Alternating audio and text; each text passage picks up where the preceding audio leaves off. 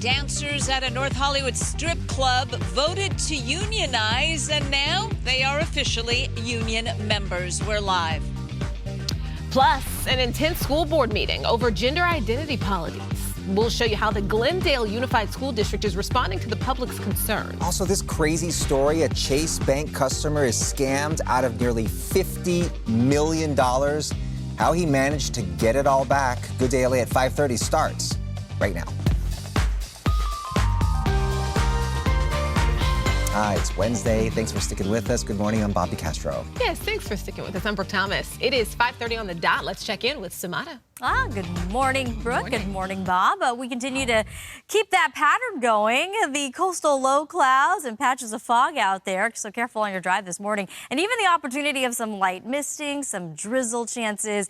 And the interior spots, though, a little bit of a different story. We're going to see the temperatures enhance, and it'll be hot inland and cool to mild along our coastal areas. And speaking of our coastal regions, we're talking about beach hazards in play, so please be cautious. High surf, 3 to 7 footers with isolated sets of up to 8. Dangerous rip currents. You want to make sure you stay off the rock jetties as well. And because of the high tide, it could also create some minor coastal flooding. We're talking about high tide between tonight and tomorrow, between 8 p.m. to 10 p.m.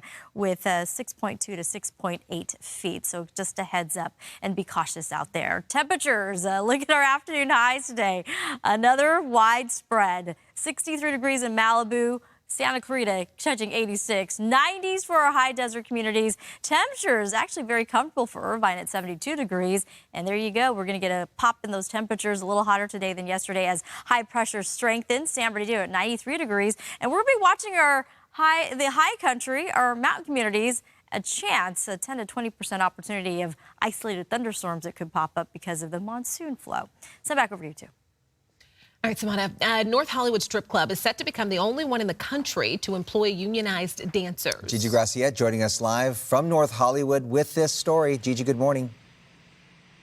Good morning. Certainly a big day for dancers across the country. Now, this is the nightclub where it all started. It has been closed since last year when the dancers walked out. They had to shut down. They even filed for bankruptcy, but they did remain in negotiations, and they have finally agreed to allow their former employees to unionize and to hire them all back. And this after a 15-month-long battle. And we're talking about the Star Garden Topless Dive Bar. That's the name of the bar here in North Hollywood, and they are now the nation's only strippers in a union, and that union is the Actors Equity Association.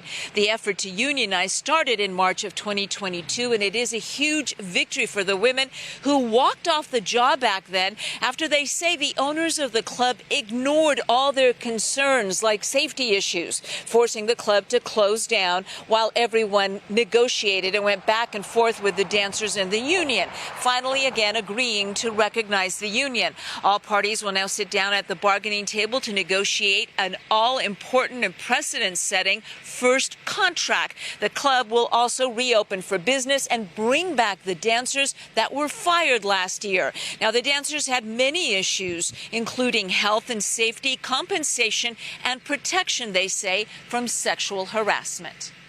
Our society upholds actors playing strippers and sex workers on stage and giving them the prestige and the protections and the union contracts, but we haven't stepped up for sex workers and strippers. Now, bringing it back here live in a written statement, the Actors Union said that every worker who wants a union deserves a union. Reporting live in North Hollywood, I'm Gigi Graciette. Back to you.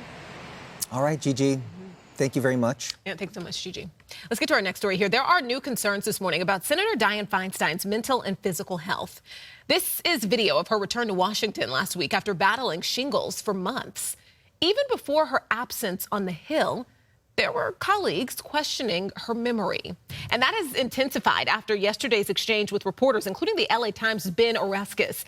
It started with one of the reporters, a reporter from Slate, actually, asking her about how senators have reacted to her return. She responds with, "What have I heard about what?" And the reporter then says, "About your return. This has been now." And she says, "I haven't been gone." "You should. I haven't been gone. I've been working." The reporter tries to clarify at this point, saying, "You've been working from home, is what you're saying?" And Feinstein responded, "No, I've been here. I've been voting. Please, either know or don't know." At that time, her staffer wheeled her away without answering any more questions. An explosive school board meeting last night for the Glendale Unified School District. At issue here, the district's curriculum and policies related to students' gender identity. This is hate. This is hate. Go back and you read. Parents, community members, and students all voicing their thoughts. The main talking point was the district's policy regarding transgender students in locker rooms.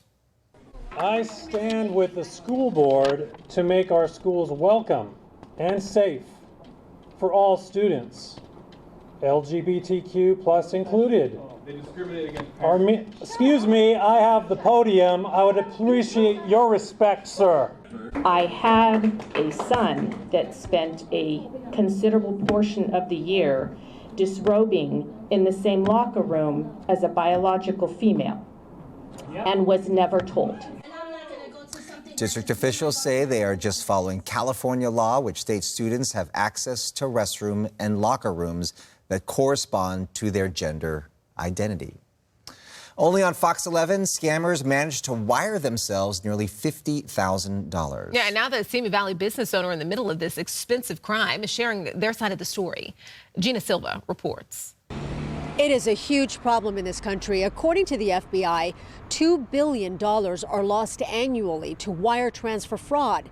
For small businesses, it can be devastating. When the phone wouldn't stop ringing, Steve Skaggs figured it was an important call. It was a woman, her name was Barbara from Chase Bank. She was calling to alert me that there was a fraudulent charge on my business debit card. These are for a different order. Steve is the owner of Skivs Cakes in Simi Valley. The caller, claiming to be from Chase Bank, gave him instructions to download a Chase app so they could look at all the fraudulent charges. She read off line by line my business account. Even though it all sounded legit, Steve was worried, so he drove to Chase Bank while on the phone and told bank employees. I've got somebody claiming to be from Chase Bank. The manager overheard me and she said, "You're being scammed. Turn off your phone and shut down your computer." The branch manager immediately froze Steve's account. She told me my funds were fine. Everything was okay. We caught it in time. But it wasn't okay. While Chase Bank managed to stop the first wire attempt, the scammers tried it again a second time. And this time, they managed to wire $48,222. I'm flabbergasted. I can't believe that this is something that I'm having to live through. To make matters worse, Steve says Chase blamed him for the wire transfer and 3 months later told him the case was closed. Chase Bank did issue the following statement: "These types of scams are heartbreaking. We urge all consumers to ignore phone, text, or internet requests for money or access to their computer or bank accounts. Legitimate companies won't make these requests, but scammers will." They're hiding behind this. As long as we claim that this is from your device, we have no obligation to put this money back in your account. Steve didn't give up. He called Fox 11 News, and we contacted Chase, asking if Steve's account had been frozen. How was it that scammers were able to wire transfer funds from that account? 2 weeks later, a Chase Bank employee contacted Steve. Is it safe to assume that the funds will be returned to my account by tomorrow morning? The person I was speaking to was able to say, yes, they will. That's right. $48,222 are now back in Steve's account. I do want to say to Fox 11 News, thank you so much. I don't know if the outcome would have been the same were it not for your intervention. Gina Silva, Fox 11 News. Good for Gina to get involved, and they got their money back.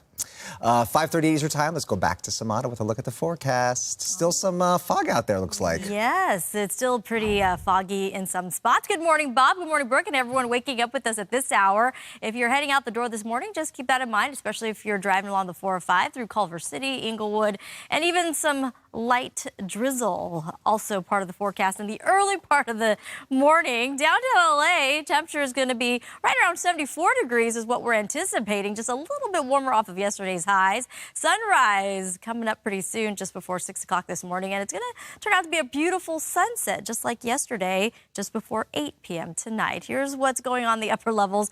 We're going to continue to see this pattern, high pressure, the monsoon flow, the reversal of winds is going to continue to tap into that tropical moisture and bring it into portions of Southern California. Area of low pressure centered just off of northern Baja is going to help continue to bring in the cloud cover. So coastal communities going to keep it nice and cool and downright hot for areas inland to the Inland Empire. San Bernardino could reach another round of 90 degrees or so. And with that added humidity, the parameters there are perfect for the development of mountain thunderstorms, so we'll be watching that for you as well. The chance around 10 to 20% opportunity. Temperatures 60s, 70s, 90s today. We're going to hold on to the sunshine and increase the humidity. Send back over to you.